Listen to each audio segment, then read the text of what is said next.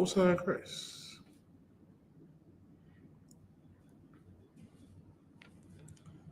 All right, Bobbity.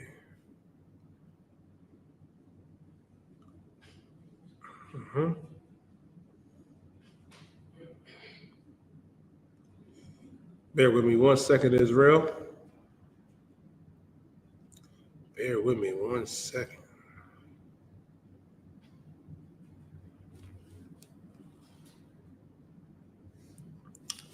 All right.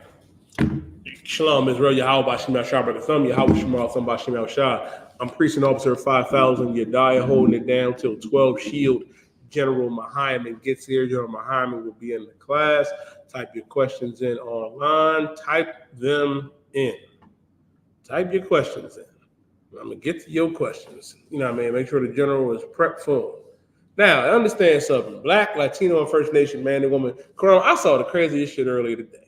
Good shout out to Precinct Officer 1000 in the car. You know it's Pride Month. And them sodomites was downtown. Man, it looked like a civil war out there. It looked like a civil war Mahayaman. And it goes to show you like the demonic spirit behind Pride Month and being a sodomite. That is all against the Most High. The Most High is against you and your lascivious behavior. Like it is no different. You know, it reminded me of Sodom and Gomorrah on how violent they was getting trying to, you know what I mean, trying to GMS Lot and the angels. It was a rough situation, Karam. Our God is against homosexuality. Our God is against lesbianism. Our God is against all of that nonsense, man. Like Preaching Officer 5000 Abundance says, all it is glorified masturbation. You ain't really married. You ain't doing nothing. It's just deviancy to the highest level, which is punishable by death. And I'm going to show it to you. Give me Leviticus chapter 20 and verse 13. Of course, we ain't putting nobody to death, Karam. You know what I mean? You ain't got to worry about the Levites coming to chop your head off. Understand something. Most High going to deal with you. Because you got to realize something, man. That behavior, that lifestyle is not for our people. And it was not for us to get involved in. Like our people go hard for it, Mahayaman. Like you go hard for being a sodomite. What you need to go hard for is this truth. Black, Latino, and First Nation man and woman. That's what you need to go hard for. You got to go hard for that. You going hard for everything but. Everything but. It was a damn shame, Karam Yahala. It was out there going at it. You know, it looked like a full civil war blows. It was terrible. And it goes to show that the Most High is against it. The Most High is against you being a sodomite. And they call it pride. Ain't nothing prideful about being a sodomite. I pray you understand. Yeah, it's not something to take pride in. It is an evil spirit to be in, man. And it's wicked as hell. So, you know what I mean? For a man to be with another man or a woman to be with another woman. Read what you got, Ibad. Okay. This book of Leviticus 20, verse 26. Leviticus 20 and 13. This book of Leviticus 20, verse 13. And if a man also lie with mankind. If a man also lie with mankind.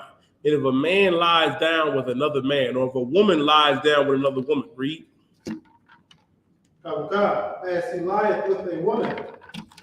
Because a man is supposed to lie with a woman is supposed to lie with a man. Keep going. Both of them have committed an abomination. Both of them have committed an abomination. It's an abomination unto the Most High for you to be a man and be with another man. For you to be a woman to be with another woman.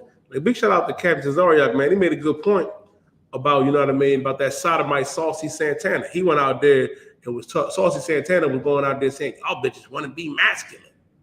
And I'm sitting here like, God damn, Karam, is that not the pot calling the kettle a nigga? That's the pot calling the kettle a nigga. We damn past black. I call it for what it is. You mad at sisters for wanting to be masculine. The sister shouldn't be masculine. But you sitting up here full sodomite wanting to be feminine. What you trying to be? You going against nature. You going against the Most High. And that's an abomination.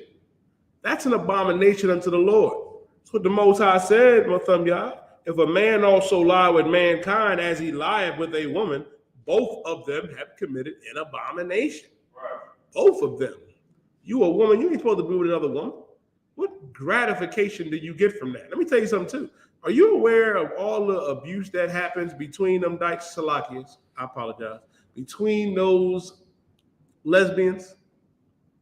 Can't say that. We can't use the D word, TikTok and other social media. TikTok, I apologize. This is all sensitive. Abusers of themselves. You know what happens with them lesbians? Them Beanie Siegels, you know what I mean? And the Michelangelo Ninja Turtle, you know what I mean? Lesbians be beating the hell out of them sisters. They do. They be tearing them up. God damn, it's a rough situation. It's a rough one. You can forget about it. The Most High ain't for it. The Most High don't want two women being together. The Most High don't want two brothers being together. And they push this on our people, and you go hard for it. And you wonder why your life is in hell. You wondering why you got AIDS, you got HIV, monkeypox. Let me tell you something, Corona. Monkeypox came out, I was like, God damn. I saw one devil's face. His face was decaying while he was alive. His nose fell off. Like, good night. And the statistics behind the monkeypox was crazy too, Mahayaman. So we read an article for General Mahayaman where it said 98% of those that got monkeypox were men. The 2% were women that had men on the down low. Exactly, bro. Mahayaman, like, damn. That means good night. The Most High is telling us, man, that you ain't supposed to be in that type of behavior. You not. Most High said it was an abomination. Both of them have committed an abomination. Read. Oh God. They shall surely be put to death. They shall surely be put to death. Ooh-wee. Listen, Levites ain't putting you to death now. You ain't got to worry about Yahtazar, coming to chop your head off. You ain't got to worry about that. What you need to understand and realize is this. Now the Most High is going to deal with you. And you don't want the Most High dealing with you. You don't want that. That's a rough situation, Corona. The Most High dealing with you? Ooh-wee. You live that lascivious lifestyle now, the Lord see you, and he going to deal with you. And you go out there and you march and have a parade, and you out there having a full-out brawl. A full-out brawl out there in Center City. It was embarrassing, Corona. That's your pride, huh? That's what you got to be prideful and thankful for. Well, the Most High is against your pride, man. And I'll show it to you. You know what's heavy? I seen one devil on TikTok, Corona, that was like, well, Romans, the first chapter is not talking about homosexuality. Well, let me prove that devil wrong. Who is a sodomite, by the way. Can you give me Romans chapter 1 and verse 25? Give me Romans, the first chapter and the 25th verse. Because they try to make it seem like at the Most High, is not against homosexuality, where there's plenty of scriptures on it. And the heavy thing is with Romans, the first chapter, Paul was speaking directly to that. And the wickedness of that, and the vileness, and just how revolting and disgusting it is. And you got to realize too, man, during this time period that Paul lived during the time of the Roman captivity. So he saw it in full effect, like how we see it now, Karam. Paul saw it back there in Rome. You can only imagine. The white man was walking around in dresses back. Well, he's still walking around in dresses like that. But he was walking around in full dresses during that time too. So rough one. Give me Romans chapter 1 and verse 25. This is the book of Romans, to the 1 and verse 25. Who changed the truth of God into a lie? Who changed the truth of God into a lie? Who told us that homosexuality was an alternative lifestyle? Who told us that pork was the other white meat? Who told us that? I'll tell you. The oppressor did it. He's the one that said, who changed the truth of God into a lie? He did that. Read. Oh God.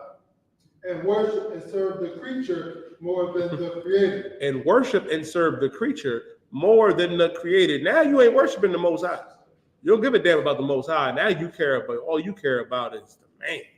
And what man are we talking about? We're talking about you care about the oppressor. That's the one that you care about. That's the word that matters. A lot of you don't believe nothing or understand anything, but you respect the oppressor. That's who you worship. That's who you serve. That's why it says, For who changed the truth of God into a lie and worship and serve the creature more than the creator? You worshiping and serving the oppressor, who is the devil that the Bible speaks of. El hombre blanco es el diablo. You take everything that he does and says and eat it up. A lot of you sisters, man, that be talking that nonsense, you approve of that lascivious lifestyle. You approve of that alternative lifestyle. What you should realize is those sodomite men, they cannot stand you. They hate you. You allow them to call you out your name, allow you to call you a bitch, allow you to, you know what I mean, talk crazy to you. It's a rough one with them, y'all. But let a straight brother tell you that. Oh, you'll lose your mind. But let me tell you something. Straight brothers, straight black and Latino and First Nation men, we don't hate sisters. We do not. You got a small few of incels out here, and believe it or not, they don't hate you neither. They just hate themselves, you know what I mean? But some y'all, they ain't got no game. But that's another conversation. That sodomite, he cannot stand you because he wants to be you, and you eat it up. They should be ostracized. And you got to realize, man, like up until the 1970s, homosexuality was classified as a mental illness because it is. You got demons on you. You ain't supposed to be looking at another man if you're a man. You ain't supposed to be looking at another woman if you are a woman. Come on now. The oppressor is the one that said, oh no, this is alternative way of living. This is acceptable. You can't even say certain things now. Oh my God, my thumb, y'all. You go to your slavery. Any one of us go to our slavery and we drop the F-bomb. You know what F-bomb I'm talking about? Boy, HR gonna have a field day with us. Have a field day. It's a rough situation. Listen, if I'm not mistaken, Ibahaya, didn't they get hate crime bills signed for them because they was getting beat up in the summer of 2021 and 2022? They got bills passed for them. But you can run up in a sister's house and unalive her while she's sleeping. You can unalive Hispanic sisters and brothers. You can unalive a brother by putting your knee on his neck. No hate bill for the straight brother and sister. No. Realize something. Our God is against this place and everything that this place promotes. Everything. America is Rome and Egypt on crack and steroids and acid and mushrooms. Whatever you can think about, America is that 100 times worse. And the Most High God, Yahweh, is against it. Keep reading that, bud. O God, who is blessed forever. Amen. Mm-hmm. Verse 26. For this cause, God gave them up to vile affections. For this cause, God gave them up to vile affections. What are these vile affections? I'll explain it to you. Keep reading. For even the woman that changed the natural use into that which is against nature. Even the women did change the natural use. What's the natural use? A woman is supposed to be with a man. You ain't supposed to be with no woman. And let me explain something. Because a lot of y'all don't understand this, right? You don't get it. You just don't understand it. It's not natural. It's not. And that's why, and let me tell you how unnatural it is, right? And how rough it is. Like for the brothers, let me talk to the incels for a second. You know what I mean? To make fun of them real quick, Karam Yala. They say, well, sis said that I got to be 6'5" and make this amount of money. Shirley with the fresh cut, with the FUBU jersey on, is not 6'5" and does not make over 100,000. Is she not? Am I lying? Y'all looking at me like I'm crazy. Sister, am I like, they not. Come on, man. Come on, man. All of them look the same. All of them look like Beanie Siegel and Michelangelo from TMNT. All of them look like that. So y'all brothers saying that when they say you got to have this and that, that's a lie. Ask Quatazar. Quatazar talk to bulldaggers all the time. Quatazar. Like Quatazar. Like, you know, the incels be saying on TikTok, they be saying, well, you know, you're dying. Sis said that I got to be 6'5" and make over 100K. Well, I be like, well, the female Kiss ain't 6'5" and she don't make 100K. She got the Michelangelo yellow mask on, orange mask on now. She 5'5". It's a rough situation. The Most High ain't for it. He's not with it. He's not with you. And you going against nature by being with that sister. And then what do? What do y'all do together? Let's be real. What do you really do? I ain't going to be too vulgar if we got babies in the room. What you going to do? Go get a toolbox, Quatazar? That toolbox can't compete with Quran. Can't compete with I.S.U.P.K and thumb yard. I pray you understand. And for you incels out there, why do sisters keep having babies? You know, even the butchers, they have kids too. Young kids, which lets you know brothers don't care. Brothers do not care, Karam Yala. There's a brother right now looking at that sister with the FUBU jersey on and the Rockefeller jeans. And you know what he said in Quatazar? That don't matter. That don't matter.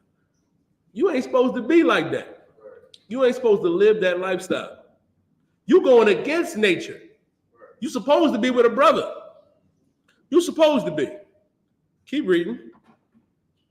Verse 27. And likewise also the men. And likewise also the men. Now you got sodomites like Saucy Santana. Saucy Santana. And let me get to the root of why you have Saucy Santanas, why you have young MAs, and why you have brothers and sisters that turn out to be sodomites, homosexuals, and lesbians, and the F word. You got molested. You got touched when you were young. You have past trauma. And I apologize for what happened to you because it was traumatizing, and the person that did that to you deserves death. But now you go and do it to somebody else. Now you're living that wicked lifestyle because you wasn't able to deal with that trauma. When you ain't supposed to live that lifestyle, now you got brothers. Likewise, the men. Keep going, Ibad. Leaving the natural use of the woman. You leaving the natural use of the woman. You ain't looking at sisters now. Now you're looking at brothers. And that's something that's diabolical. And there's one thing that I cannot stand, man.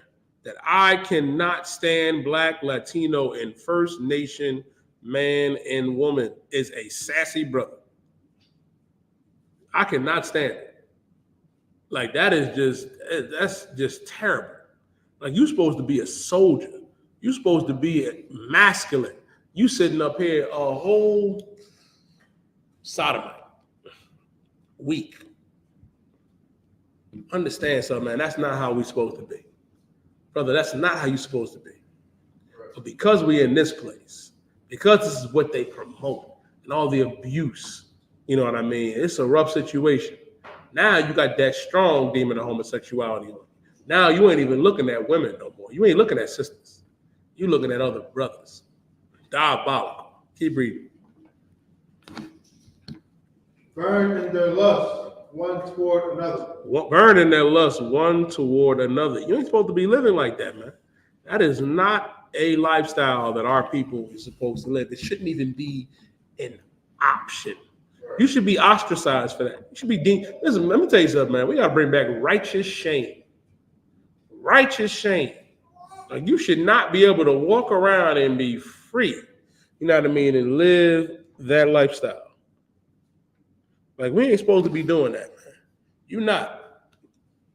Like you supposed to listen. You living like that. Brothers are supposed to turn their heads. Sisters too. And they promote this like it's cool, Quatazar. Like it's fine. Like, did you see when the car posted on how they was downtown rumbling each other? It was a rough situation. A rough situation. They don't talk about how violent they are. They don't be talking about the abuse that happens within their own community. It's untreated trauma. That's what it is. And the Bible is talking about that. Even the men did leave the natural use, you know what I mean, of the woman. Now you ain't looking at a sister, you know what I mean? You don't even want to game a sister up. You sitting up here looking at brothers. That's wicked as hell. That is wicked as hell. And a lot of you incels, you ain't far from it. You in the He-Man woman-headed club now. You're going to end up just like the oppressor. You know what the Proud Boys do to each other. You know what they do in those fraternities, Quatazar Karab. I ain't got to tell you. You know what they do in your fake Israelite groups. That's why Nate's wife wants, the women to come and be in the school, be in their church or whatever, while they on their menstrual cycle. Because, Big Frida and Nate, what they be doing with the rest of the brothers. That's a rough one. That's a rough one.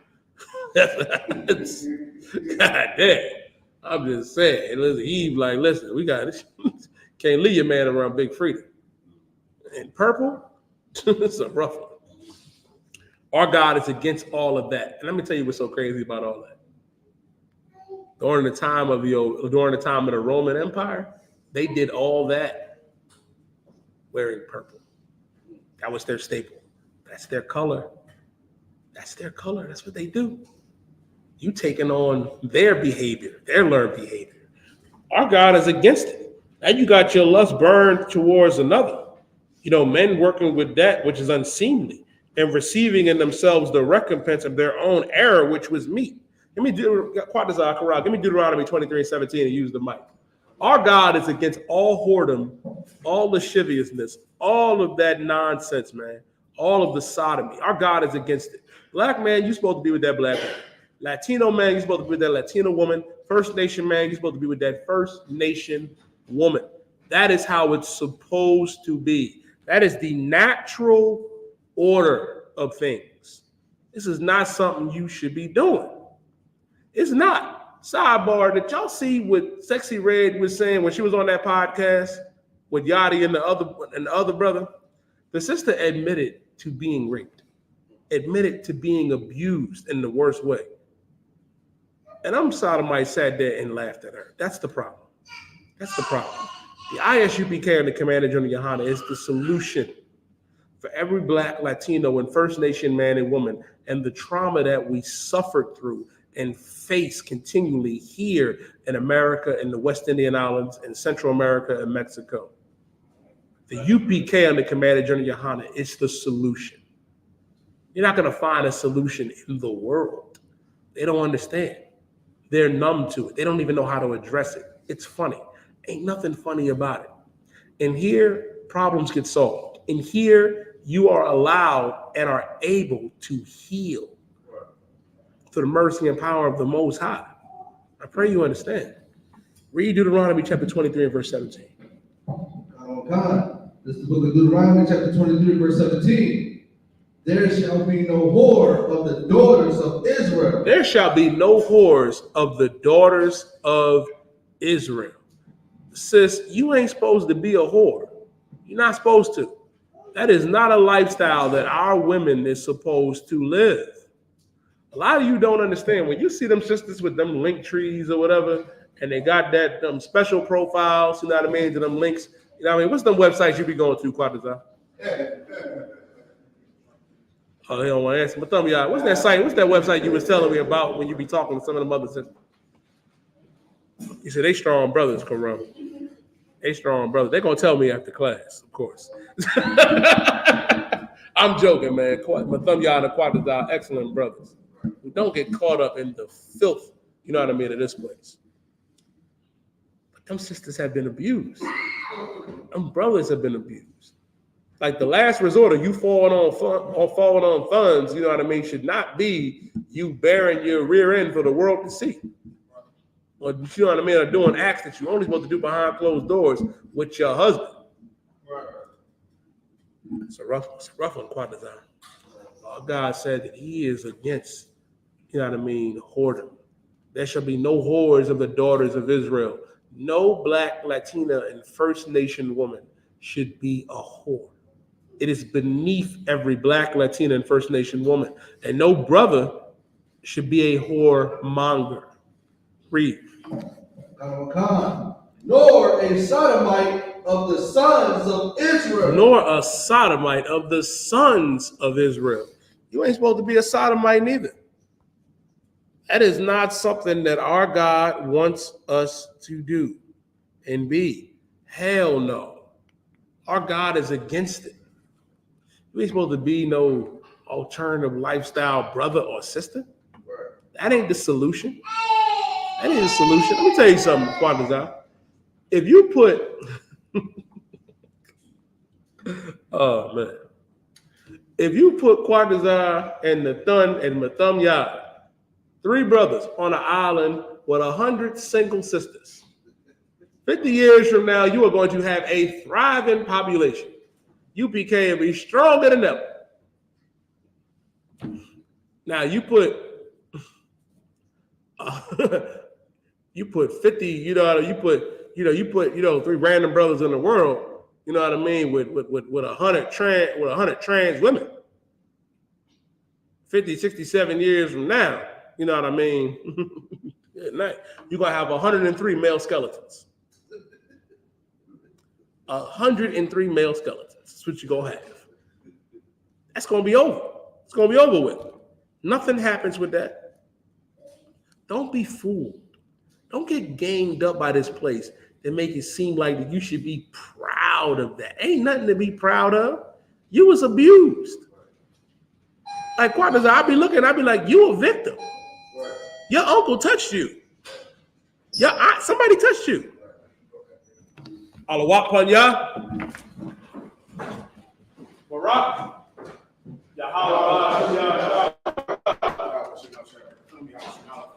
Yahweh. Wrap it up.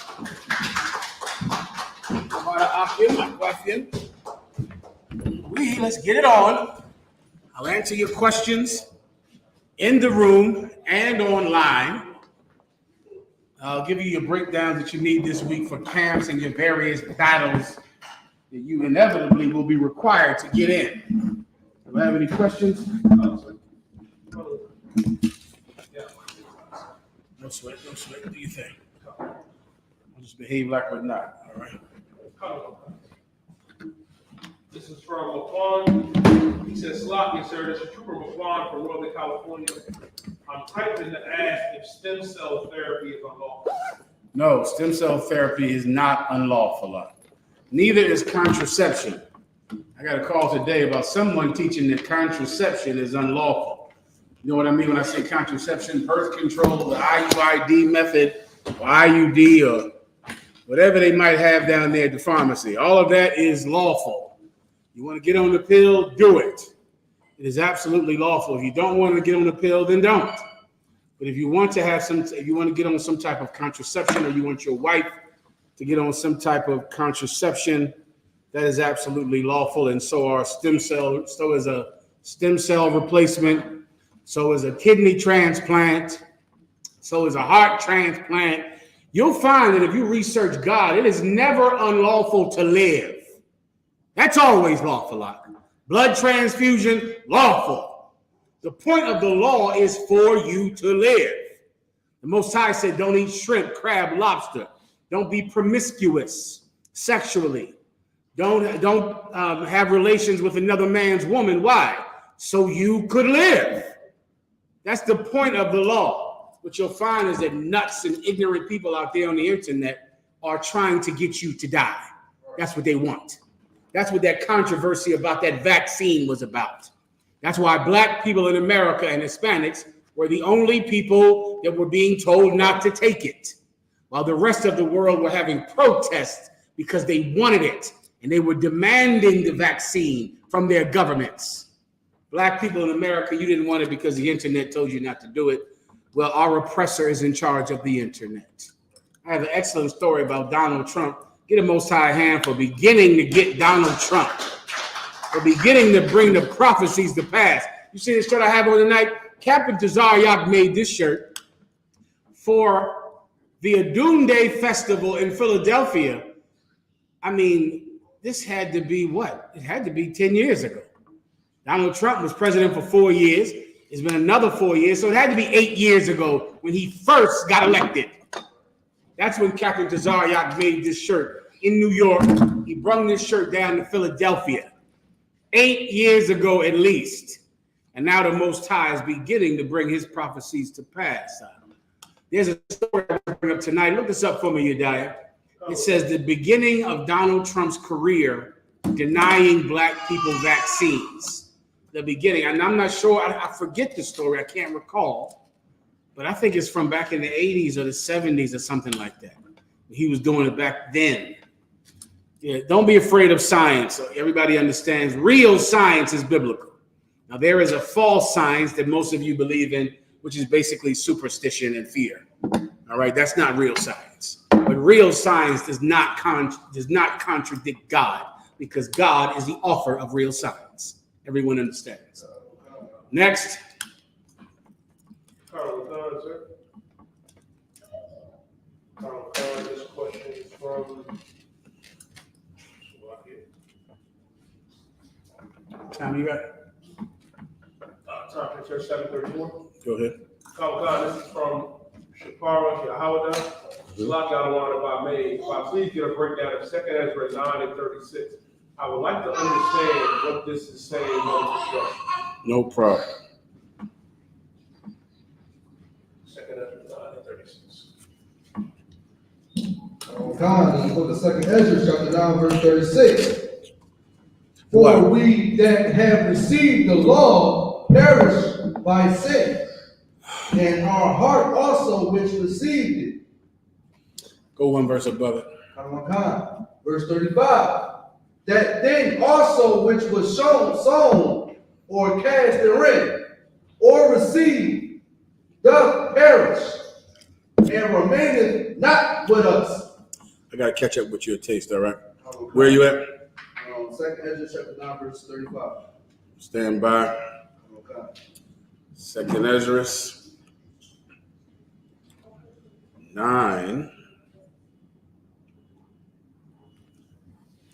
and 35, right? That's where the question is. Okay. I believe it's 36. Mm-hmm.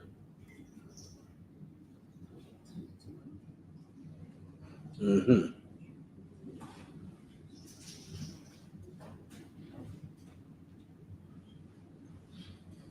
Mm-hmm. Okay, skip up to 34. That's what you need, all right? Go ahead. This is the book of 2nd Ezra, chapter 9, verse 34. And lo, it is a custom when the ground hath received seed, or the seed a ship. Let me start right there. Let me try to explain this to you. It is a custom, meaning she's saying that this happens. This happens normally. Read it from the top. It is custom. Read after that. When the ground have received seed. So it is custom, meaning it's normal. That when the ground receives seed, meaning you're a planter, a farmer, you want to plant something in the ground, right? So when you go and put that thing in the ground, that seed in the ground, go ahead. Or the sea, a ship. Or a ship goes out into the sea. Continue.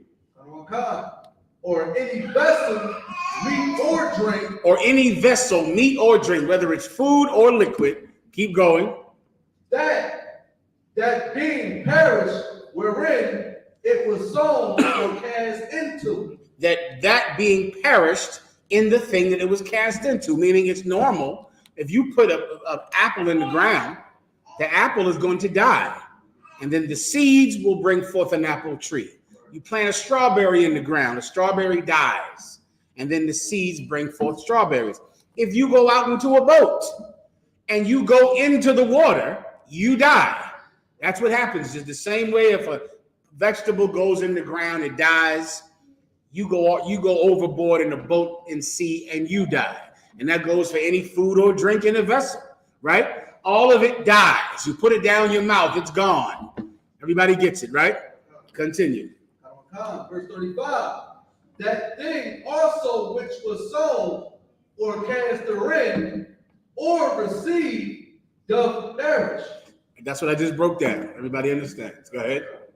And remaineth not with us. And it's not with the living anymore. It's gone. That apple is gone because you put it in the ground, so it died. That man that was on that boat that capsized, he's gone. That food or that drink that was in that vessel, once you pour it in yourself, it's gone. It's not, that food or drink is not on the table anymore.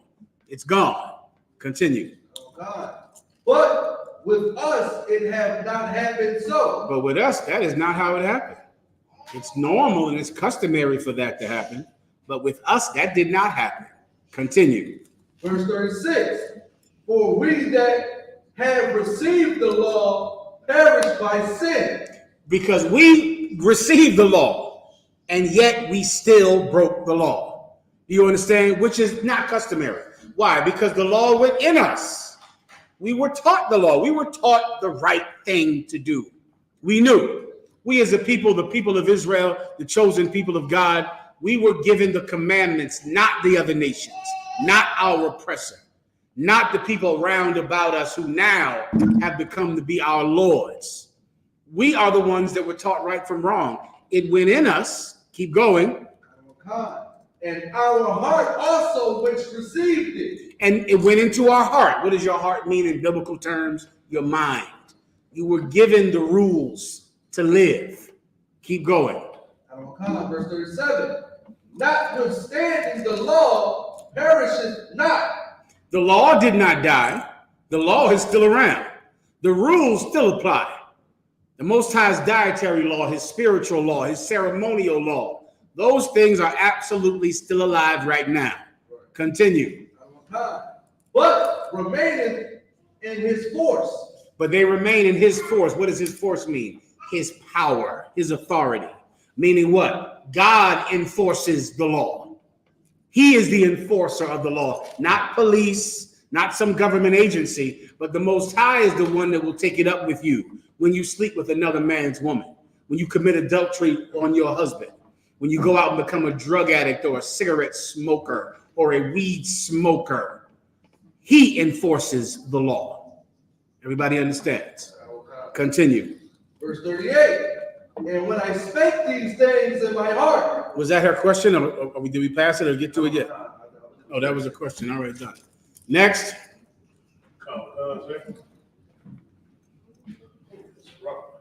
This is from Israel for real. Israel for real. Some of y'all Israel for fake out there. Not him. Keep going. He said, Shalom, sir. Shalom, boy.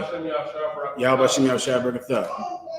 He said, what should I do if my wife tells me her and her baby dad have been sexting and sending sexual videos to each other? It's a rough one, young warrior. Unfortunately, that's a very common occurrence, here in the land of our captivities, round about the world, right? Well, if your wife tells you that, then you should ask your wife, has she slept with this man? Right? You should ask her. If it's even easier if you're a member of the Israelite School of UPK. If you're a member of the Israelite School of UPK, then we could ask for you because that's a very delicate situation. And in many times your anger might cause you to do something that might hurt you, even though you are the victim. If your woman commits adultery and sleeps with another man or is sexting is the pictures and everything. And the videos, god damn. So it's not just text messages. Oh, he said videos too. All right, well, that's a hurtful thing to happen to a brother. So many times you don't want to be the one that confronts her because then you might do something that ruins your life, even though you're the victim. Because if you harm her or unalive her, now she's going to go be with all of the men in the world and you'll be in prison. So many times Commanding General Yohanna advises you to allow the school to handle that. So if your wife says, I've been sexting people, I've been sending videos to my ex, it's always that ex. Always that same man she left. Why did she leave him? Because he cheated on her. That's why she left him. But the minute she gets with you and you say, I want another woman, then of course she's angry at you and wants to go back to her ex that cheated on her. Anyway, you come down to the school, we will obey the commandments in Deuteronomy. And we will give her the law of jealousy. That's where a husband can bring his wife before the priest, and the priest will give her a test to see if she accepts the temple. And if she accepts the temple, then she has not committed adultery. You just have a wife that sent dirty, nasty pictures to her ex and videos. I'm just telling you. Yeah, that's why I tell you, watch who you marry. Watch who you marry. That's all I can do for you. All right. You don't listen to me, but then when you find her giving pictures to her ex, then of course it's time to cut her head off. You should have listened. Anyway, but if she rejects the temple, then she has indeed committed adultery, and then you leave her. There are many cases where the priest will just determine whether or not she has committed adultery. We'll examine her, we'll question her, and we'll put her through the process. The process always reveals who a person is. So you just bring her before the priest, Doc. That way you don't harm yourself or make things worse, all right? Next. This is from AJ. It says, Slack Yahweh, if I may ask with your grace. No problem, AJ. Well said, brother. Absolutely. Continue. It says, it's the celebration of Nicanor, a head holiday. Can I get the understanding of it, Level Control? I don't understand what that is. Nicanor. Does anyone know what that is? AJ, you might have to explain what that is. Nicanor. I don't recall that.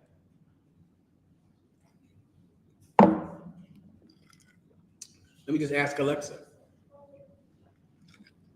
Alexa, what is the holiday of Nicanor? The holiday of Nicanor is celebrated in Japan and is similar to Western Halloween. It is a Buddhist custom and one of the most important Japanese Buddhist customs. Would you like to hear a holiday? Alexa, Nicanor is unlawful. Everybody understands. Nicanor is a Buddhist custom, which means it's the worship of another god. The god in question is Buddha, who is God to the people of Buddhism. He's some prince that lived a long time ago. Just like Cesar Borgia, once the prince died, his family made a statue of their son and told everyone that their son was God. And that's what the Apocrypha says about the creation of idols. It's always the child of some powerful man. And when his son dies, he has the money and the reach to make his son's image a god. And that is what Buddha is, and Nicanor is unlawful, AJ. Next. Sir. This is from Captain Dohol, sir. No sweat, Captain. Yes. He said, why did the Lord kill Ezekiel's wife? Was it because he ignored his duty or for some other reason? If there was there a precept? Well, the Bible only says that she was the desire of his heart. The Bible doesn't tell us what kind of wife she was or what kind of person she was. You can infer that she was a terrible person and unlawful, and that she was an absolute distraction and a prohibitor of Ezekiel going to camp. Now, you have to infer that based on the Most High taking her life so that he could go to camp, because clearly he couldn't go with her alive. With her alive, he was unable to put the shoes upon his feet, to tie his mitre about his head, and to go speak. He couldn't do that with her living, which lets you know two things in the spirit. That one, she was evil enough to stop him from going to camp. Two, he was too weak under her to resist her. You get my point? He couldn't just say, bitch, shut up. I'm not, get in there and be quiet. I'm going to camp. He didn't have the strength to do that. She was the desire of his heart. So you can infer that she was wicked and that he was too weak to do the Lord's work and reject her. That's what you know about Ezekiel's wife and why she died. If your brothers don't know the precept I'm speaking about, you just raise your hand or someone online tell me and I'll read it. If not, I'll move on, all right? Go ahead. This is from the Robert Carter. Mm-hmm. This Shalom Christ, referring to a previous question. Mm-hmm. He said, with all that being said, is sexting not considered adultery? Sexting is not sex. So it cannot be considered adultery because adultery is sex. Do you get my point? There are many things that are absolutely unclean. They're not sex.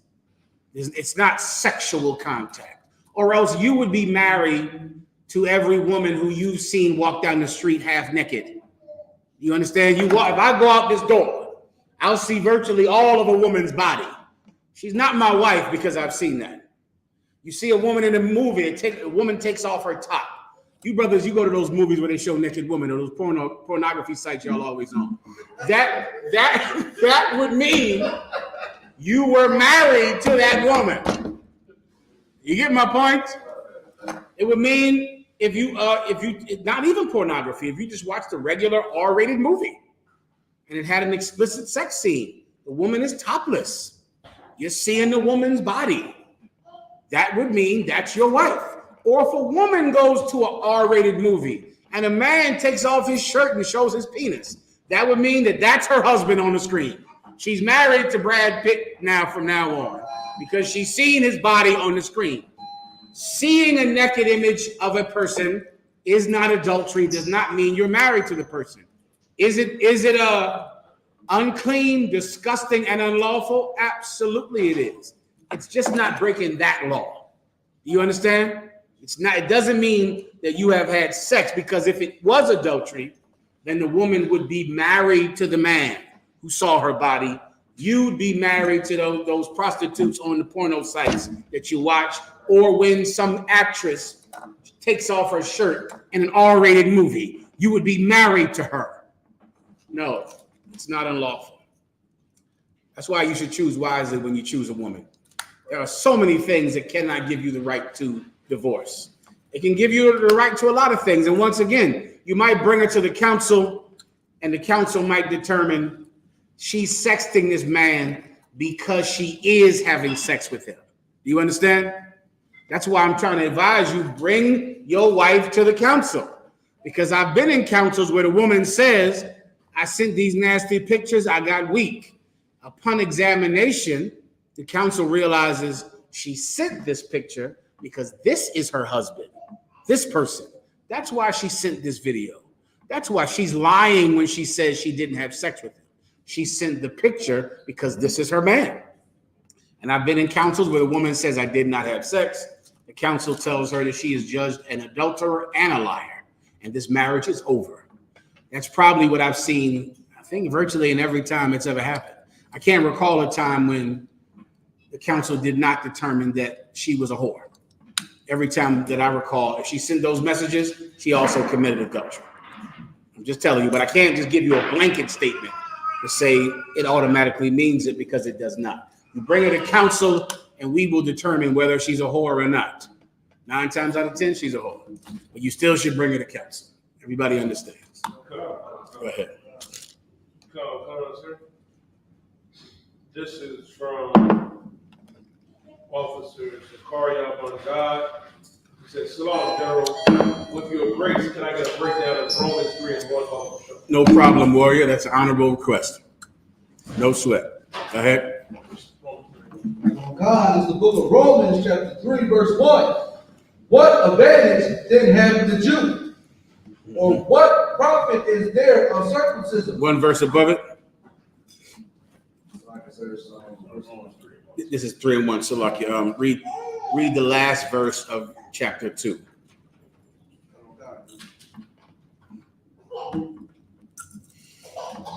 It's the book of Romans, chapter 2, verse 29.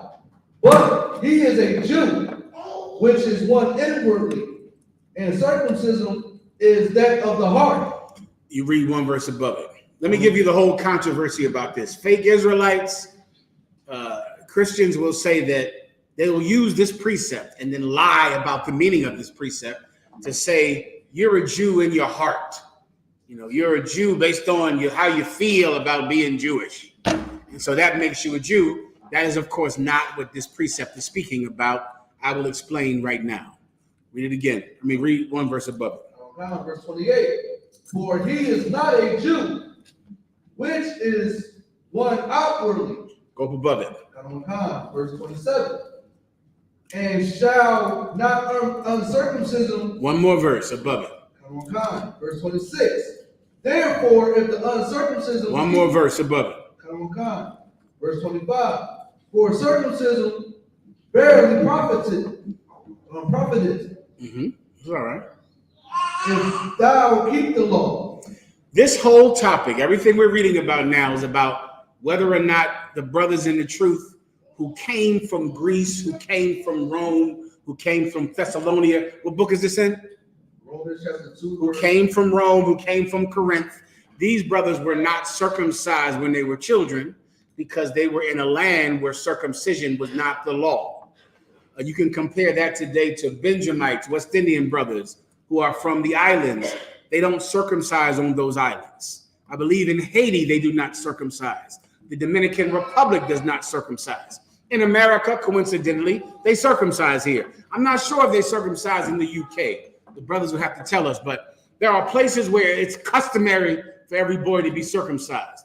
Well, 6,000 years ago, 2,000 years ago, if you were born in Jerusalem, every boy was circumcised on the 8th day because it was the law of the land to be circumcised on the 8th day. Paul is teaching in Rome now, in Corinth, in Thessalonica. These brothers are Israelites by blood, but they have not kept the law of circumcision. Their parents weren't required or didn't even know that they should do it. But now they're 25 years old and they want to come into the truth. They want to serve their King Jesus Christ. They know they're Israelites and they want to keep the law from here on. They want their faith to matter, not whether or not they kept the law. They want their faith to matter, not whether or not they have kept the law. They want to come into the truth. But the brothers in the truth that lived in Jerusalem did not want to allow them in the school because they were from Rome, because they were from Corinth, and they knew that those Romans did not circumcise kids. So that's the controversy that you're reading about, that Paul is writing about, because it was a very big controversy in the schools he was over, because he was the apostle sent to the Gentiles of the Gentile. He was a Gentile. Everyone understands? Now read. Okay, just remember what I just said. Now you read. Go ahead. Want to read 3 and 1? Yes. Sir. This is the book of Romans, chapter 3, verse 1. What advantage then have the Jews? So Paul just went on to say about it, you don't have to be circumcised. Circumcision is a token that says whether or not you believe in the Most High. But you better believe in the Most High, even if you don't have the outward token of your penis having the skin off. You better keep the commandments, even though you don't have this mark that pledges you to keep the commandments. If you have faith, you'll still keep the commandments.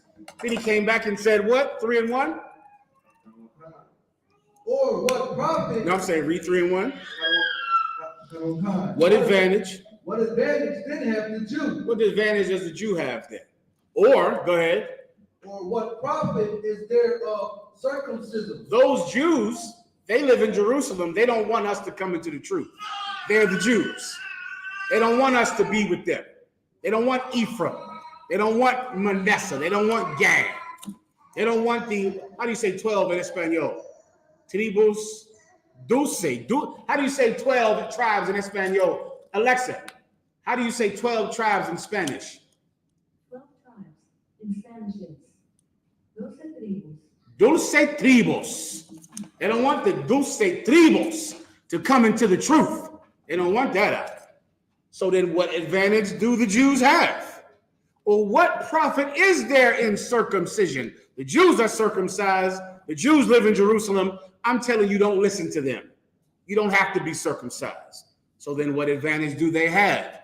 Or what profit is there in being circumcised? Keep going. Verse 2. Much every way. In every way. That's what advantage they have. In much every way. Continue.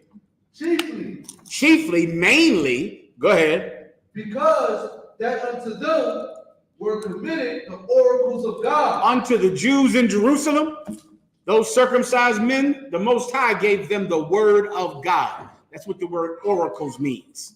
The Most High gave him the oracles of God. Keep going.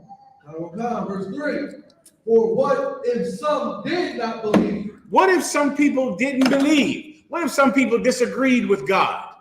You're living in a place right now in a time where everyone disagrees with God. That time has been going on since the Garden of Eden, where everyone disagrees with God. We would just all be arguing and fighting. Eventually, we'd all pick up weapons and unalive each other, and that's how we would determine whose side God was on. That's how it's normally done. Without the oracles of God, then people don't know what is true. Everybody understands? You need the Bible to end arguments, to end debate, to end war. The Bible says this, I say this, I'm right. The Bible says this, I'm not saying this, I'm wrong. What advantage do the Jews have? Chiefly because they received the word of God. Keep going. God, shall their unbelief? And I'm sorry, for what if some? God, for what if some did not believe? What if some did not believe? Keep going. Shall their unbelief make the faith of God without effect? You see that? Because they don't believe in something, does it mean that we that do believe in the oracles of God, does that mean our belief doesn't matter? Simply because you don't believe? What difference does it make? We have the word of God. So even if you don't believe that Jesus is black, and you don't believe that the Hispanics are the chosen people of God, and the so-called North American Indians are the chosen people of God, it doesn't matter to us that do believe, because we have the oracles of God. So your unbelief is irrelevant, because we know what we're teaching. We know for a fact what we say, because we have the Bible, because we're Jews. Everybody understands? Keep going. Verse 4.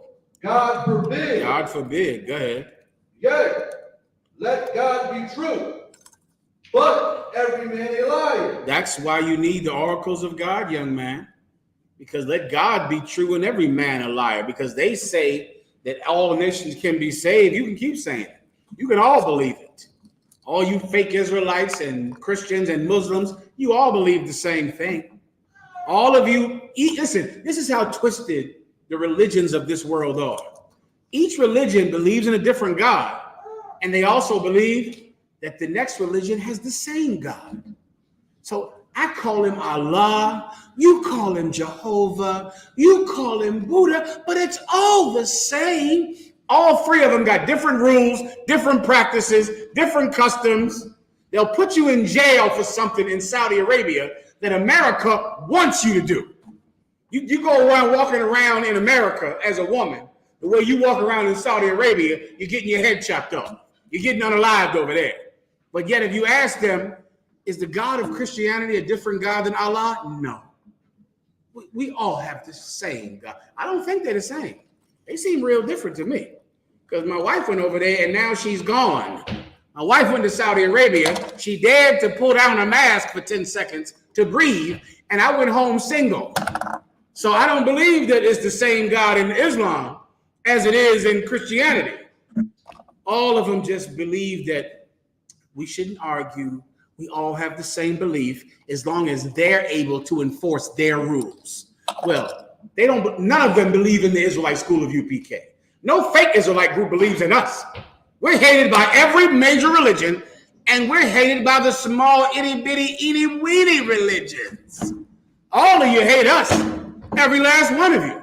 The fake Israelites think we're just, this. What do they say about us in the fake Israelites? That we always say we're the only ones that have the truth. And we're so divisive, and we're so mean. The Christians say we're a hate group, and we're a cult. The Muslims think we're just crazy out of our damn mind. All of them. They all agree in one thing, that they hate Commandant General Yahanna and the UPK. So what? Shall their unbelief make the faith of God without effect? No, it will not. God forbid. Everyone understands. Okay. God, as it is written,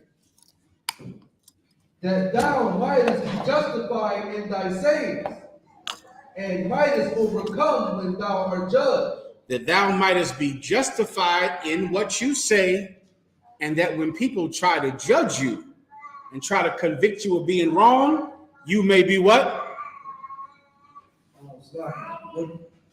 After justified, when thou art judged. You might be justified, correct? Mightest be justified. That's correct. What that means is this. We need the Bible, the oracles of God, so that when we say something, we can prove that we're right. And we are right about Jesus Christ coming from sex, not an immaculate conception. We're right about the color of God. We're right about the color of Christ. We are right about who Christ died for. We're right about who the children of God are, and we're right about who the children of Satan are. We're right about that. How do we know? We can prove it. We have the Bible. We can prove it. And when someone tries to say we're wrong, and they try to judge us because we're wrong, we can prove that we are justified in what we say. That's the point. If that's the breakdown, all right? If that's what she wanted. That is the breakdown. Good to go? Is that enough? Can I move on? Next. You need me up? Yeah, I will in 1 second. You must be a prophet of the Lord. For what? Give him a hand. The water warrior. Sir, this is from Officer Koshah. He says, Waki Allah. Can you break down Ecclesiastes chapter 9, verse 1 through 7? 1 through 7 is a bit much, warrior. I'll give you 1 verse or 2 verses, all right? Or I'll skip down, give you 1, then give you 7. That might be good for him. Go ahead, give me 1. Mm-hmm. If he has a direct point, that might save time. The first verse will answer this question. Go ahead, read the first verse. It's The book of Ecclesiastes, chapter 9, verse 1.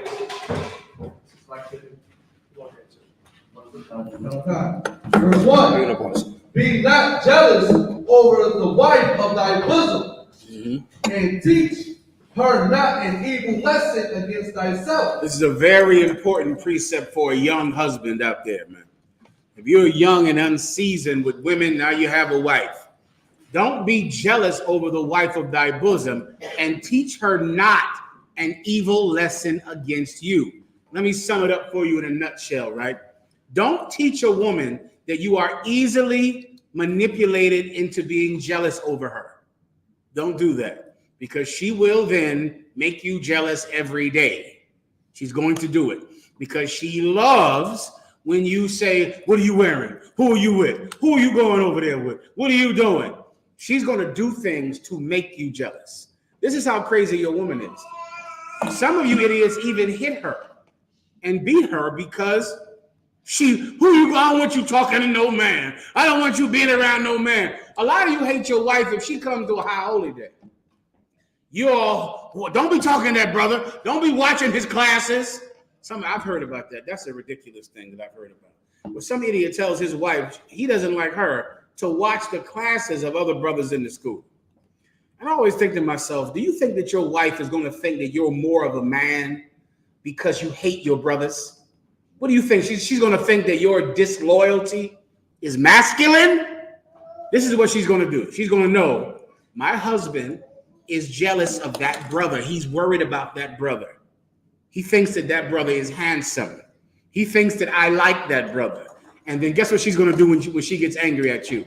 I'm going to turn on the class and watch Officer Yediah.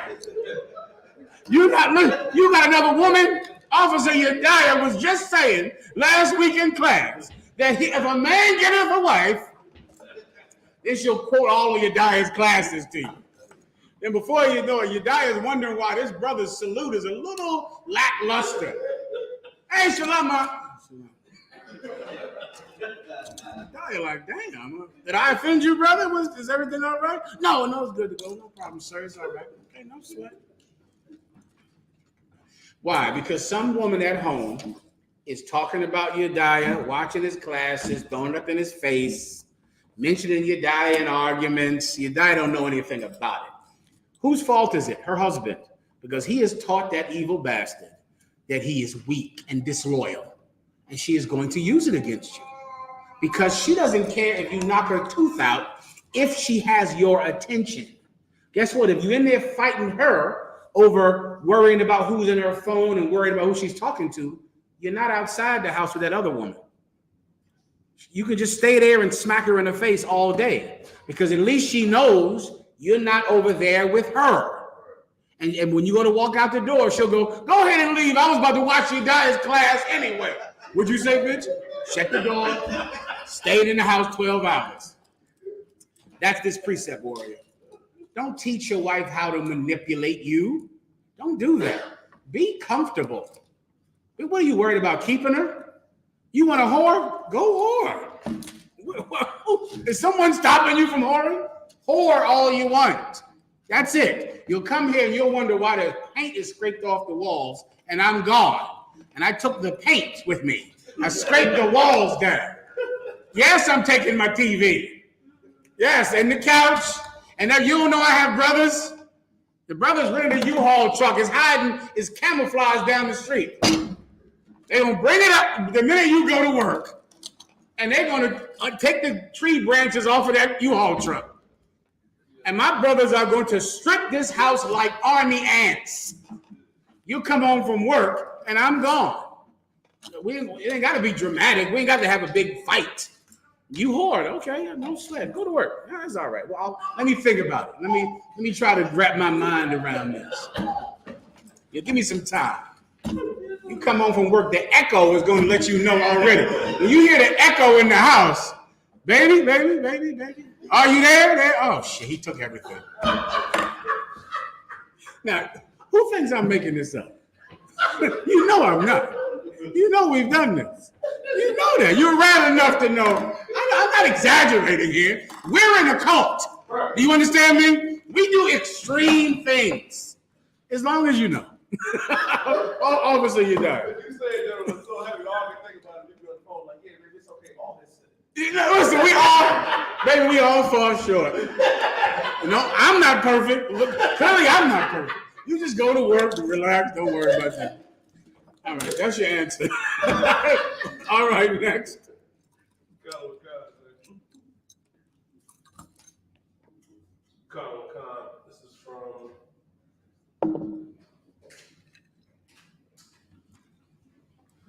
This is from Daniel, son of Judah. He said, Salafi, General, with that being said, could you clarify what Yahweh meant when he said if you look at a woman with lust, you committed adultery? Just trying to understand. Well, that's not in the Bible, young warrior. That's not in the Bible at all. Everyone says it is in the Bible, but that's not in the Bible. I'm going to explain it to you. That's from the Catholics who say, now, before I answer the question, get the precept. But do you know what that would mean? Is this brother saying that you cannot, well, let's look up lust first. Let's ask Alexa what lust is. Alexa, what is lust? Here is an answer from an Alexa Answers contributor that I translated. Lust is a term that indicates an excessive or overly intense desire for sexual pleasures. Stop, Alexa, stop. An intense or overly aggressive desire for sexual pleasure. I'm going to ask the brother a question. Do you never look at a woman with an intense desire to have sex with her? Is that what you're saying? Just answer the question. Does he believe it is unlawful to have a strong, intense desire to have sex with a woman? Let him answer for a second.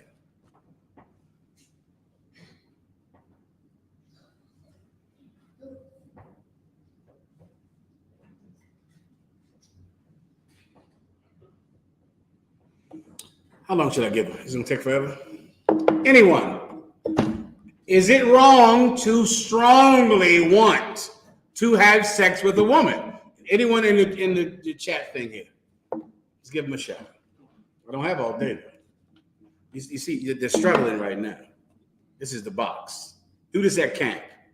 When you're at camp, just say, okay, Jesus Christ said you can't look at a woman with lust. So are you saying that you don't ever look at a woman with a strong desire to have sex? Let him say no. Let him say, no, I never want to have sex with a woman. Let him put him in there. Where to be right, he's going to have to say, no, I never have a strong desire to have sex with a woman. What was his answer? He said no if she's not married. Say it one more time. He said no if she's not married. If she's not married, what does that mean? What does that mean? He only has a strong desire to have sex with married women. I think you might be going down the wrong road with this, right? I'm going to assume that's a mistype. Go ahead. No, so he's saying, it's not wrong unless she's married. If she's married, it's wrong unless if she's married to another man. Yes, now that's the breakdown. Give him a hand. Here's what is not true. You absolutely are allowed to have a strong sexual desire for a woman. That's where babies come from, young brother. Without that, none of us would be here. Without that and vodka and gin, the room would be empty. Wouldn't be babies on this planet without Bacardi and a strong desire to have sex. That's lawful. Let me tell you another trap that you can get Christians in when you battle a Christian about this precept. He just said, then why does the Bible say that if you lust after a woman? Did you hear him say that? Remember earlier, right? What was his question? Jesus Christ said, if you lust after a woman, it's a sin. Who else is a woman? Your wife. Your wife is a woman. So if Jesus Christ said it is wrong to lust after a woman, then you couldn't lust after your wife either, because your wife is a woman. This is the box you can put Christians in, because really they're just quoting what some Catholic priest said who likes boys. That priest does not lust after women at all. He has no desire to have sex with any woman. Do you understand? Lusting after a woman is good. It is right. It is biblically accepted, and it is how life is on this earth. Without lust, without lusting after a woman, do you know there would be no people here? We would all have died out from the Black Plague, from the COVID-19, from the swine flu, from the scarlet fever. All of us would be dead because thousands, millions of people die about every 10 or 15 years. Yet we're still here. The human race has survived plague after plague, war. How many people died? Alexa, how many people died in World War II? Numbers vary from 50 million to 55 million. 55 million. We're still, Alexa, stop. We're still here. 55 million people died. World War II took 4 years. In 4 years, 55 million people died. Why are we here? Because men want to have sex with women, young brother. That's why we're still here. It is a good thing. Everybody understands. Don't let the church make you think you're evil because you like how she's shaped and you like to look at her and you want to go up to her and get her phone number and you want to be with her. That is not wrong. That's how humanity has survived wars and plagues. Do you understand? What is wrong? What was Jesus Christ talking about? He was talking about wanting your brother's woman. Her you can't want. You can't want her, because the minute you begin to want her, you will plot on getting her. Don't allow yourself to even desire your brother's woman. Don't do it.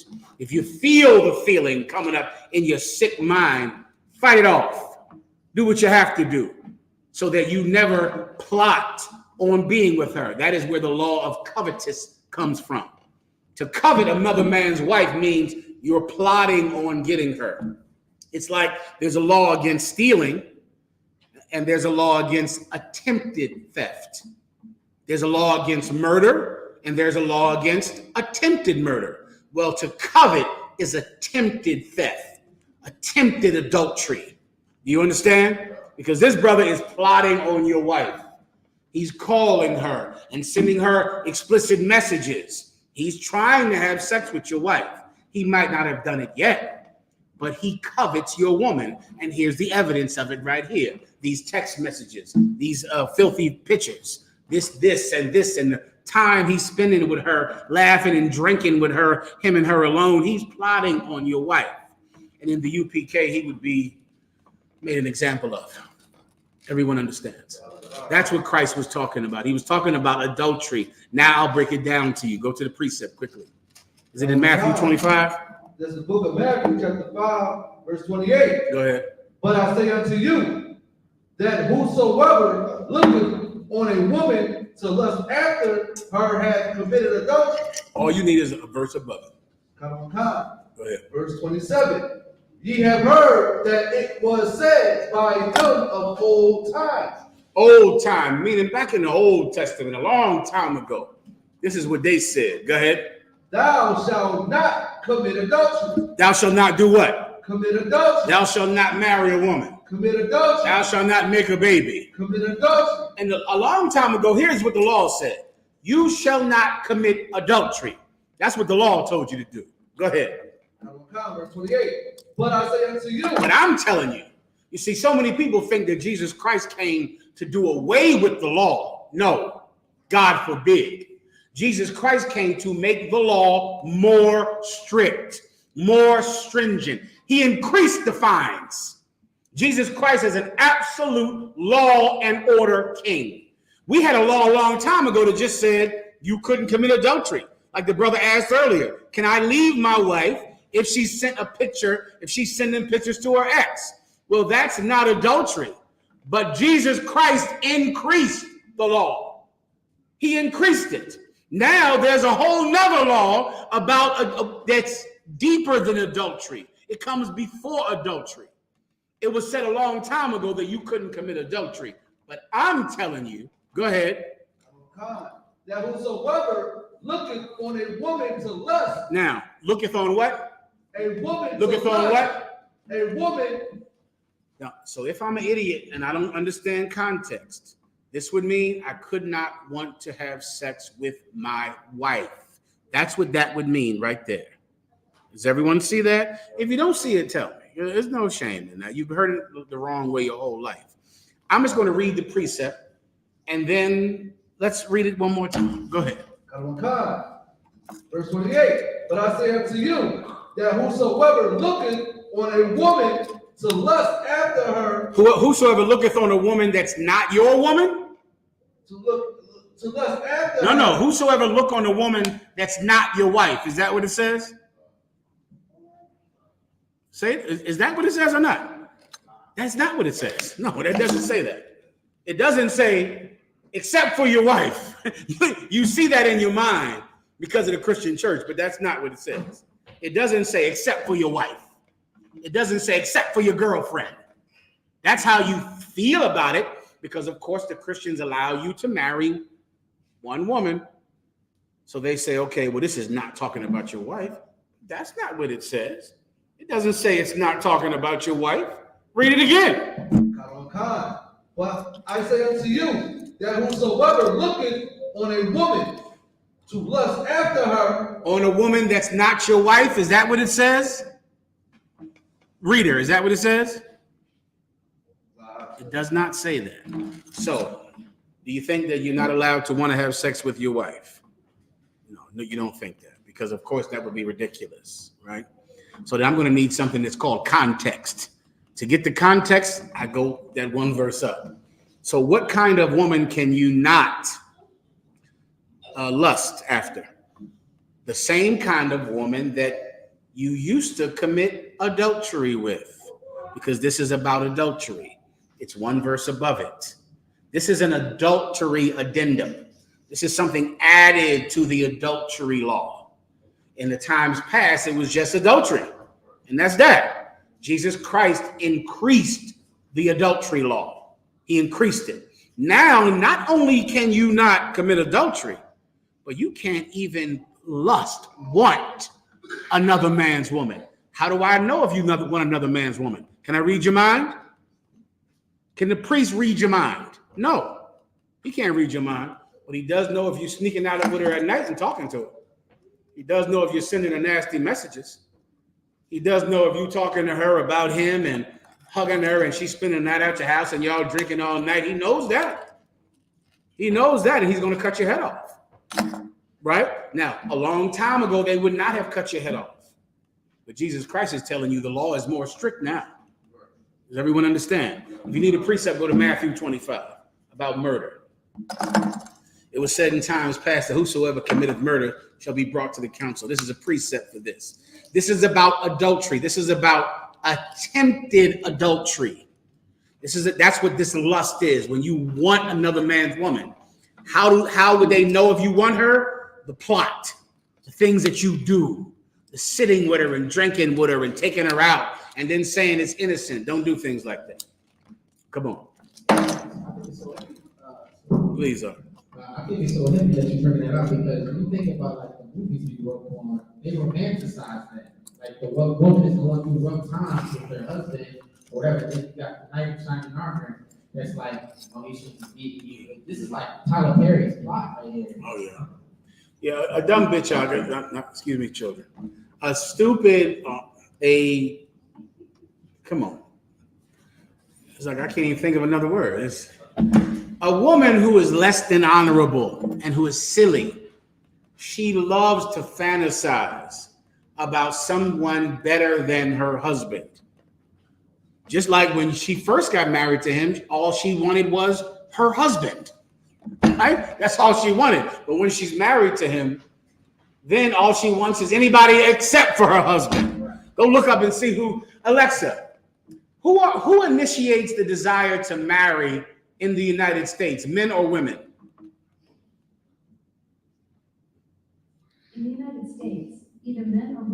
initiate the desire to marry. The legal age to marry. Alexa, stop. Alexa, stop. Who wants to be married more in America, men or women?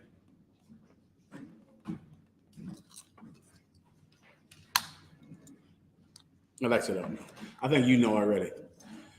This is what you might not know. Alexa, who initiates divorce in America, men or women? In the United States, women are the ones who usually initiate the divorce process, making up approximately 70% of the cases. You know how women always want a ring? I want a ring. I want to get married. I want to get married. Women also want to get divorced. That's what they want. They want to get married. They want to get married. In about 2 years, I need to be happy. I need to get a divorce. I need to get a divorce. I need to get a divorce. Guess what I need now? I need to get married. I need to get married. 2 years later, I absolutely have got to get a divorce. I need a divorce. Women love to fantasize about getting a man and then fantasize about losing a man and getting rid of a man. That's them. That's women. You gonna let them rule your life? You gonna let her decide things? That's up to you. All right. The Bible says this, that not only are you not allowed to commit adultery, but you're also not allowed to try, to plot, to want her. You're not allowed to do that. Just like this. Go to Matthew 25.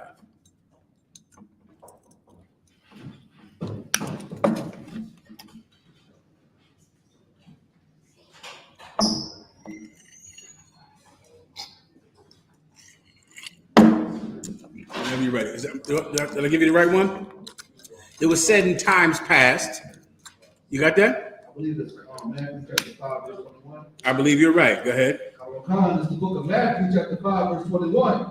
Ye have heard that it was said by the old, by them of old time. Of them of what? Old time. Remember, the other precept said it was said of by them of times past. Well, here's the same premise. It was said of them of old time. Go ahead. Is it time to roll up? Okay, then. When should I roll? Now or a little later? Go ahead. Time. Thou shalt not kill. Thou shalt not do what? Kill. In old time, the Bible says thou shalt not kill. When you look up the correct translation, that word is murder. Murder. That's what the Bible says. The Bible does not say thou shalt not kill. The Bible says thou shalt not murder. Everyone understands. Murder is different than killing. Killing is what you do you kill a fly. If it was thou shalt not kill, then you could not kill a fly. You could not kill a carrot to pull it out the ground. You couldn't cut down a tree because when you cut down a tree, you kill that tree. The actual wording is murder. Murder is specifically the unlawful killing of a human being. The Bible says thou shalt not murder. That's what it says of times past. But that's not good enough anymore. That's what the law says. But Jesus Christ increased the stringency of the law because he is a law and order king. So a long time ago, they said, thou shalt not murder. Go ahead. And whosoever shall kill shall be in danger of the judgment. And if you murder somebody, you're going to be in danger of the judgment. You're going to have to come and answer for what you've done before that council. Keep going. Verse 22. But I say unto you, that whosoever is angry with his brother without a cause shall be in danger of the judgment. You see how he increased that? A long time ago, you couldn't murder a man. Now you cannot even be angry with a brother without just cause for being angry. He increased it. He didn't do away with the law. He made the law more strict. That's what that law is about. There was a law for adultery. And Jesus Christ came and said, you can't even want to have sex with your brother's wife. There was a law for murder. Then Jesus Christ said, you can't even be angry with him without cause. He increased the law. That's what this precept is about. All right, good enough. You get that. Next.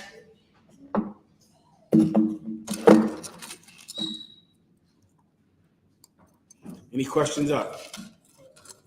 All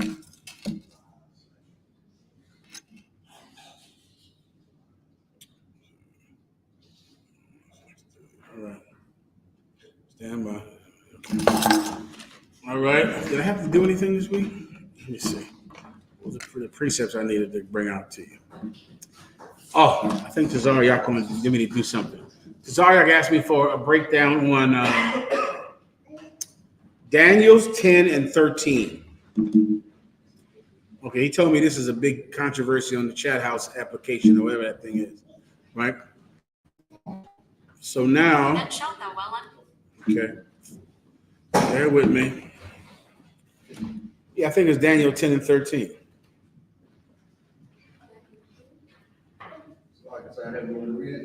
Please. This is the book of Daniel, chapter 10, verse 13. But the prince of the kingdom of Persia withstood me 21 days. But lo, Michael, one of the chief princes, came to help me. Okay, I don't know how I can describe this to you in time's sake. I think the controversy was they were saying that this was two angels helping each other. Right? Does anybody know about this at all? Anybody hear this? He said this was two angels helping each other. That's what they're saying in the chat rooms. It's not. Okay, this is speaking about Christ. Christ is at Daniel's 10, 5, and 6. That's an appearance of Jesus Christ at Daniel's 10, 5, and 6. The spirit of Christ, an appearance by Christ, came the angel because he was about to now go in battle. He was going to go out in the street and prophesy, right? And Jesus Christ is telling him about how he was doing the same thing in Persia, but the prince of Persia withstood him, but then Michael helped him. The prince of Persia is Satan, is Shaitan. It is not, an actual man. When Jesus Christ was being crucified, he said, now is the prince of this world cast out. You understand? The prince of this world is Satan. He's in charge of this world. You need that precept. There's another precept you need is when Christ, who am I thinking about?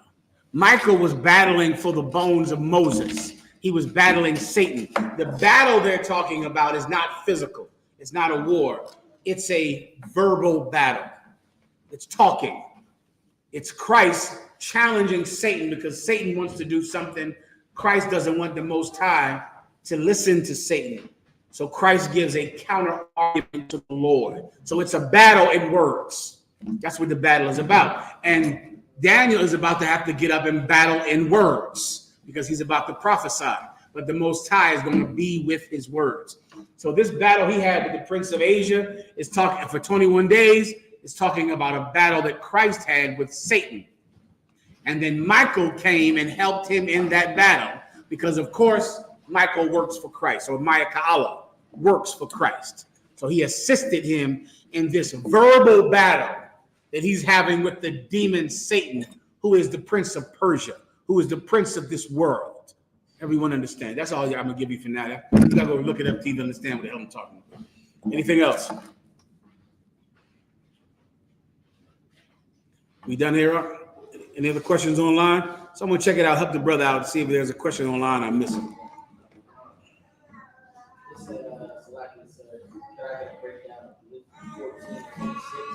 Luke 14 and 26, go ahead. The book of Luke, chapter 14, verse 26. If any man come to me and have his father and mother and wife and children and brethren and sisters, yea, and his own life also, he cannot be my disciple. Yeah, this is a bedrock, one West I.S.U.P.K precept to understand this precept. Here's what this might help you with this concept, right? Because this is a very difficult concept to understand. To serve Christ, you're going to have to do something against your family. Your family is not going to like it. You understand? So when Christ says you must hate your mother and father, he doesn't mean in the sense that you're thinking about it like just, hate your mother and father. What he means is when your mother and father are an impediment to you coming into the truth, when they're trying to stop you from coming into the truth, then you cannot love them, because loving them will mean you will have to do what they want you to do because you love them. You love your mother, that's great, until your mother says, why are you in that cult? You can't go down there to class. You shouldn't be going down there. Well, what are you going to do then? A loving mama's boy like you. You love your mommy so much. What are you going to do when your mother cries? Please, you didn't even come over for Christmas. We missed you for Christmas. How could that religion be right when it don't even let you be with your mama on Christmas? Well, if you love mama, you're going to be there with a gift. So you're going to have to hate her. What do I mean by hate her? Meaning you are willing to have division with her because you want to be with Christ. And in too many times, you will not be able to be with Christ and please your mom and please your father. You won't even be able to be with Christ and please yourself. You'll have to hate yourself because you like to smoke weed. That's what you love. You love that more than anything. You won't even get a job if the job gives you a urine test. You'll leave the NBA over urine and weed in your urine. You'll leave the NFL. You'll go looking for jobs. The minute they say there's a piss test, you'll go keep looking. Next job. You won't even apply for that job. You love marijuana. That's the love of your life. It means everything to you. It's your peace. It's your sanity. You will not date a woman if she doesn't smoke weed. You'll lose your children over that. There is nothing that you would lose over weed. Well, you're going to have to hate yourself to love Christ. You'll have to go against yourself, against what you want, against the things you love. That's what this precept is talking about, all right? You want to say something else? I was going to say a precept that will be, thou shalt not serve two masters, or two masters. That's exactly what it's saying. That master is that addiction that you're going to have. You can't have two masters. You're ruled by weed. And being ruled by weed is being ruled by white people. That's all that is. That's that. Because that's who has weed. That's where you get your drugs from. If you're ruled by pills, then you're ruled by the person you buy pills from. That's your master. That's who you serve. Well, the problem is our oppressor is at the top of that pyramid on getting you pills. He's there. And they all trickle down to your dumb ass sitting in your car making TikTok videos high on pills. All right, everybody understands. Okay, we good here? Any other questions up? What's your name, warrior? It's all right. Take your time. Anytime you're ready. Say again. Nathanya Allah. Give him a hand. Officer Nathanya Allah. He'll take the class from you.